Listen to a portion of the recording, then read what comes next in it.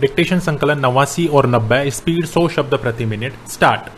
अंतर्राष्ट्रीय मुद्रा कोष ने भारत को इस बात से आगाह किया है कि इस वर्ष उसे महंगाई बढ़ने और आर्थिक वृद्धि की दर मंद पड़ने का खतरा झेलना पड़ सकता है। स्टॉप।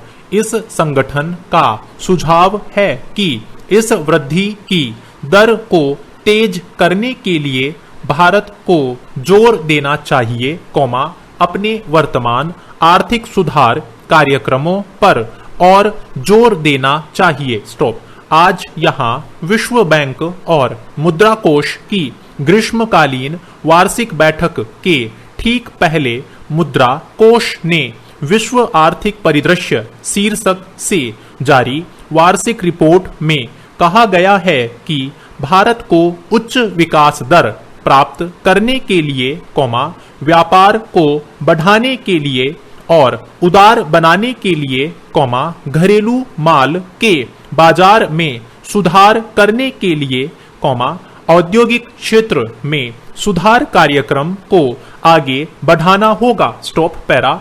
विश्व के आर्थिक संभावनाओं पर आधारित इस रिपोर्ट में कहा गया है कि भारत इस क्षेत्र में काफी मजबूती के साथ अपना विस्तार कर रहा था, लेकिन सन 1996 में यह रफ्तार कुछ मध्यम पड़ गई। स्टॉप।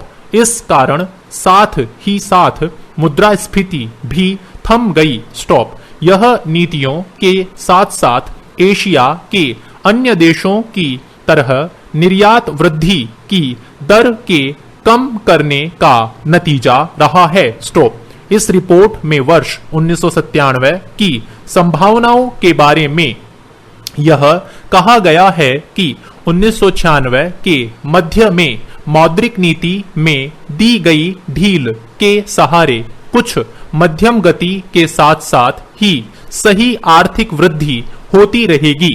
स्टॉप। लेकिन वित्तीय घाटे को कम करने में भारत को अभी सीमित सफलता ही मिल पाई है। स्टॉप। इस कारण मुद्रास्फीति बढ़ सकती है। स्टॉप। मुद्रा कोष के प्रबंध निदेशक ने अपनी रिपोर्ट जारी करते हुए कहा कि भारत ने अपने आर्थिक विकास में शानदार प्रगति कर ली है और इसके बने रहने की प्रबल संभावना है। स्टॉप। रिपोर्ट में निजीकरण और उदारीकरण को विकास की पहली शर्त बताया गया है और रिपोर्ट में कहा गया है कि भारत के अंदर 1996 से कृषि उत्पादन में अच्छी खासी वृद्धि हुई है। स्टॉप। इससे औद्योगिक वृद्धि की दर 7% के करीब बनी रहने का अनुमान है। Stop para. अंतर्राष्ट्रीय मुद्रा कोष ने भारत को चेतावनी दी है कि वह अपने जारी आर्थिक सुधारों को धीमा न करें। स्टॉप। मुद्रा कोष ने यह भी कहा है कि 7% की वर्तमान विकास दर से भी भारत को विकसित देशों के साथ अपने प्रति व्यक्ति आय के अंतर को 50% पूरा करने में उसे लगभग 70 वर्ष लग जाएंगे। स्टॉप। अंतर्राष्ट्रीय मुद्रा कोष ने अपने ताजा विश्व आर्थिक आकलन में बताया है कि अगर भारत आर्थिक सुधार पूर्व 3% विकास दर में वापस लौटता है तो उसे समान लक्ष्य को हासिल करने में 154 साल लग जाएंगे। Stop para. महोदय, समाज के 2 भागों में विभाजन की प्रक्रिया, जिसमें मात्र थोड़े से लोग नई आर्थिक नीति के तहत दिन दूनी रात चौगुनी प्रगति कर रहे हैं और बाकी के लोग लगातार भुखमरी की कगार पर पहुंच रहे हैं। स्टॉप। यह सिर्फ शहरों तक सीमित नहीं है, बल्कि यह सिलसिला गांवों में भी देखा जा सकता है। स्टॉप।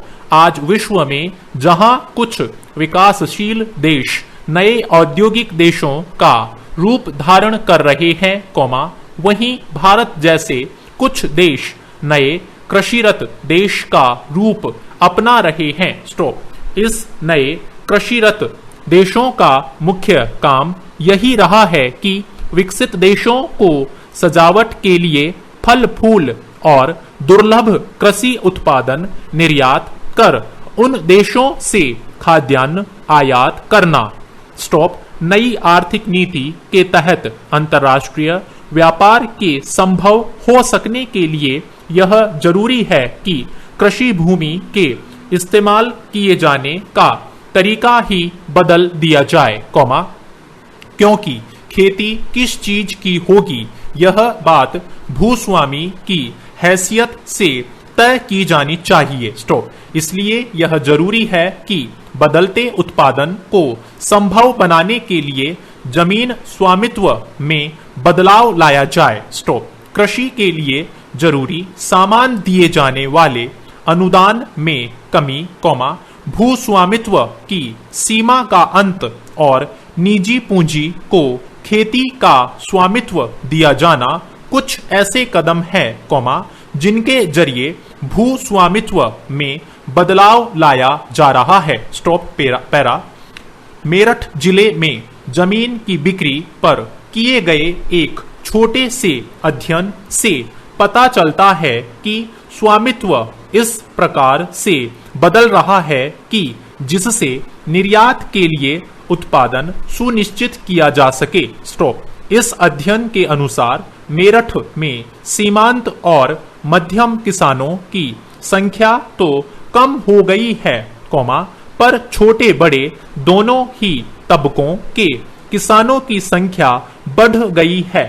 स्टॉप। सीमांत किसान अपनी जमीन से वंचित होकर खेतीहर मजदूरों की श्रेणी में आ गए और कई मध्यम किसान अपनी जमीन का एक हिस्सा बेचकर छोटे किसानों में शुमार हो गए हैं।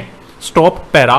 अर्थात कृषि उत्पादन दो अलग अलग गुटों में हो रहा है। स्टॉप। एक गुट अपनी जरूरत मात्र का अनाज उगने वाली छोटी जोतों का है, तो दूसरा बड़े खेतों का जिन्हें कंपनियां खरीद सकें, उनमें पूंजी लगा सके और मात्र बेचने के लिए उत्पादन करते हुए विश्व के बाजार से जुड़ सकें।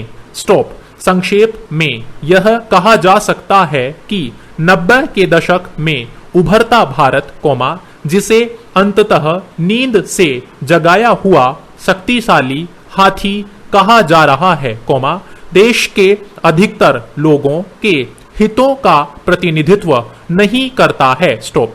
गरीबी के आंकड़ों में भले ही थोड़ा परिवर्तन हुआ हो, लेकिन यह बात साफ हो चुकी है कि अधिकांश भारतीयों को योजनाबद्ध तरीके से आधुनिकीकरण की प्रक्रिया से बिल्कुल काटा जा रहा है। स्टॉप। रेस्ट। थैंक यू साथियों, इस चैनल को सब्सक्राइब करें और बेल आइकन को प्रेस करें ताकि लेटेस्ट वीडियो की जानकारी आपको मिलती रहे। गति बढ़ाने के लिए नियमित अभ्यास करें। इस चैनल पर 80, 100, 120, 140 और 160 शब्द प्रति मिनट की गति से डिक्टेशन उपलब्ध हैं, जिनका आप स्वयं भी लाभ लें और अपने मित्रों को भी शेयर करना न भूलें। डिक्टेशन अच्छा और बुरा लगा तो लाइक और डिसलाइक अवश्य करें। कोई सुझाव या प्रश्न हो तो कमेंट बॉक्स में लिखें।